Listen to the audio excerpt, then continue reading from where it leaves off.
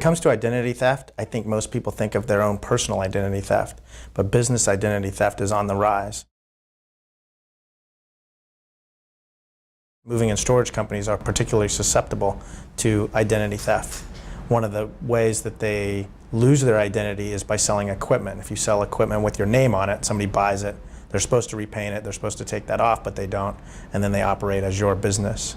They also may file a very similar name with the PUC or the Department of Transportation, and so they essentially start taking over your customers because customers are easily confused by small differences in names. Really, the biggest risk of your reputation is an unlicensed, unqualified mover going out doing a job. We see it on a regular basis where somebody operates without a permit. You hear these stories of customers' goods being held hostage. It attracts a lot of attention in the media, and all of a sudden your name now is out there associated with somebody that has unscrupulously taken over your name and operation. That type of bad publicity is really difficult for a moving company to overcome in a small community. Another method that they do is they take over your website, direct it to a new location, take over that traffic, see customers' names, get customer leads, take over moves. The other way businesses lose their identity is by a very similar named business moving into your space or the space next door or nearby and do what's called street mirroring or location mirroring. They go in to your next door, file a company name that's very similar to yours, and start stealing your mail or stealing internet traffic, that sort of thing. By doing that, it's confusing to consumers and they end up picking up customer traffic. All of these methods are ways that you can lose your business identity and lose confidence with your customers. Companies can protect themselves from identity theft just the way people would. You can protect your business ID number, your federal ID number.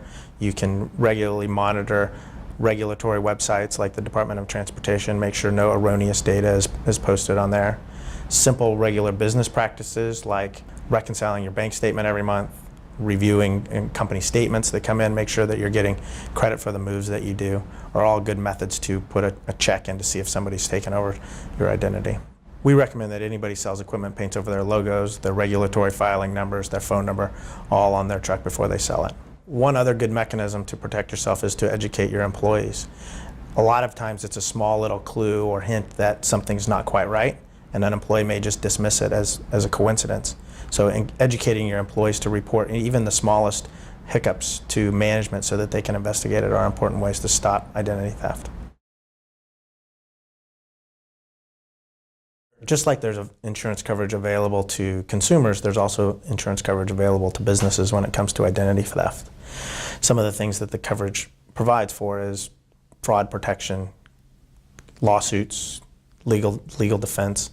It also covers the significant expense of re-notifying regulatory agencies, refiling permits, correcting the data that's erroneously put online, and repairing your company's reputation. We had a customer in a small community that sold his truck, and he thought the truck was going to be used in a different industry, a different business. It was actually purchased by what we call a rogue mover, somebody without insurance, without a permit, and they just used the truck in the adjacent town, another small town, and they worked out of their house. So then they posted Craigslist ads or ads in the local newspaper, just changing the phone number a little bit with their phone number, but they still used the company's name. And it took them quite a while to track these people down and get somebody to enforce the regulatory compliance and get the truck repainted. So those would be the types of expenses that this coverage would provide. Identity theft of consumers or individuals is something that we're all aware of, but identity theft of businesses is something that is a little bit more unique. But you've spent a lot of money and time to build your company's reputation. Taking necessary precautions to educate your employees and implement some of the risk management steps are an important component, as well as buying an insurance product that helps your company protect itself.